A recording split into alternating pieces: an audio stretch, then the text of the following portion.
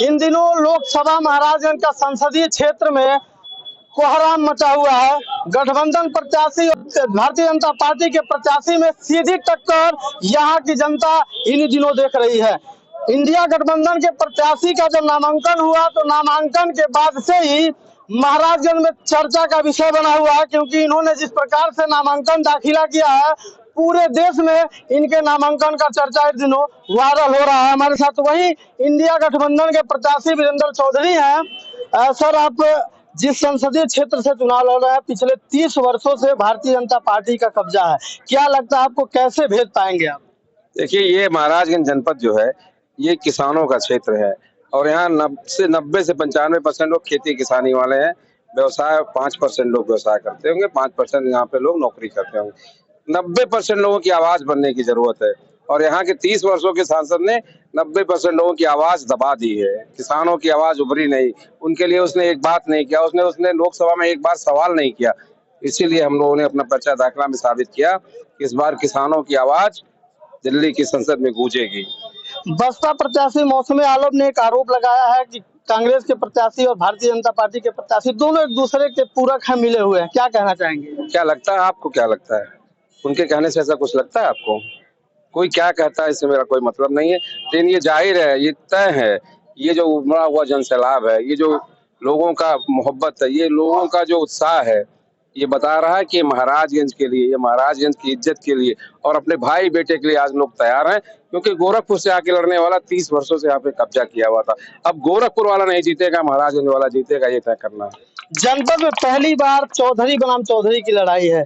जातिगत समीकरण बदला होगा कि सेम टू सेम रहेगा इस बार? ये तो आप मुझसे ज्यादा बेहतर जानते होंगे और फिर आप जानिए। मैं एक बार फिर कहना चाहता हूँ, जब किसान की लड़ाई व्यापारी और उद्योगपति से होगी तो यहाँ का हर व्यक्ति किसान है, वो किसान के साथ खड़ा होगा। किसी जाति का होगा, वो किसान है, पहले किसान के साथ खड़ा होगा। उद्योगपति के साथ यहाँ कोई जाने वाला नहीं है, क्योंकि इसे तो उद्योगों से बाहर कर दिया उसने। यहाँ पे जो चीनी मिलें चल रही थी उसको बंद करा दिया उसने।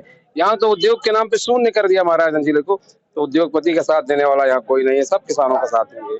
अच्छा, एक तरफ 4 विधायक हैं, मंत्री हैं और तमाम भाजपा के बड़े बड़े नेता हैं, दूसरी तरफ एकमात्र विधायक और सांसद प्रत्याशी आप, क्या लगता है टक्कर दे पाएंगे? एक विधायक चारों विधायक पे भारी रहता है। जानते हैं किसे? सारे विधायक अपना विधानसभा छोड़ के भाग गए। यहाँ का विधायक भाग के लक्ष्मीपुर में प्रचार कर रहा है। यहाँ जनता उसको सुनने के लिए तैयार नहीं। कल मैं देख रहा था, वो लक्ष्मीपुर विधानसभा नौतनवा में घूम रहा था। बताइए, पनियरा का विधायक नौतनवा में चला जा रहा है, नौतनवा विधायक सिसवा में भाग जा रहा है। वहाँ की जनता उसको खोज रही है कि 30 साल से तुम MP हो, 25 साल से तुम विधायक हो, सड़कें टूटी पड़ी हुई है, नालियों में पानी भटका रहा है, सफाई नहीं हो रही है, यहाँ पे सड़कों का बुरा हाल है, शिक्षा का स्तर गिर गया है। खोज रहे हैं लोग विधायक को, विधायक तो छोड़ के तो भाग जा रहे हैं। पर लोग तो कह रहे हैं कि भारतीय जनता पार्टी की सरकार में सड़कों का कायाकल्प हुआ, खूब सड़कें बनी हुई हैं। आप मेरे साथ चलिए ना, यहीं से चले जाइए नटवा, दूर नहीं जाना है।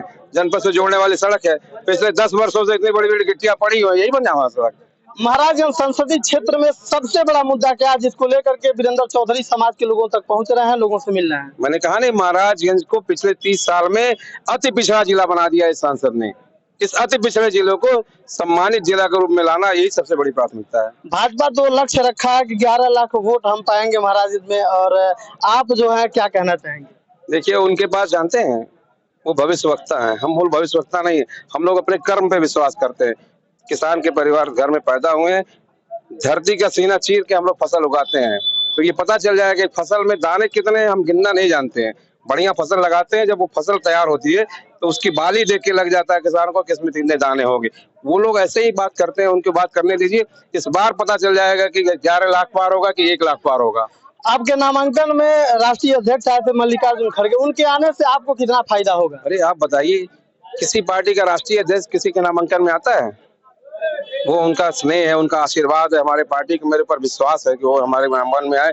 मैं तो धन्य समझता हूँ अपने आप को कि हमारे राष्ट्रीय अध्यक्ष आए और हौसला बढ़ाए और जनता को एक नई ऊर्जा दिया। उन्होंने उनकी बातें आपने सुनी, कितनी बातें उन्होंने बताई जो सच है, और इस भारतीय जनता पार्टी के झूठ को उन्होंने उजागर किया।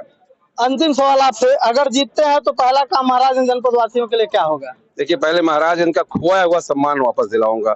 यहाँ की इज्जत खत्म कर दिया है इस गोरखपुर वालों ने, पहले उसको वापस सम्मान दिलाऊंगा। सम्मान दिलाने के बाद इसको उस दर्जे में ले आऊंगा जिससे पिछड़ा जिला से बाहर हो जाए। तो अभी हमारे साथ इंडिया गठबंधन के महाराजगंज के प्रत्याशी वीरेंद्र चौधरी थे। हमने तमाम मुद्दों पर इनसे बात किया। चर्चा का विषय महाराजगंज तब बना जब इनके नामांकन में कांग्रेस के राष्ट्रीय अध्यक्ष मल्लिकार्जुन खड़गे आए और उसके बाद जब इनका नामांकन सैकड़ों ट्रैक्टर के साथ उस महाराजगंज के जनपद के मुख्यालय पे पहुंचा, उसके बाद पूरे देश में इनका नामांकन वायरल हो गया, पूरे देश में चर्चा का विषय बन गया। बाकी आगामी 1 जून को महाराजगंज में मतदान होना है और 1 जून को यहाँ की जनता तय करेगी कि अगला राजा महाराजगंज का कौन होगा। तब तक के लिए जय हिंद।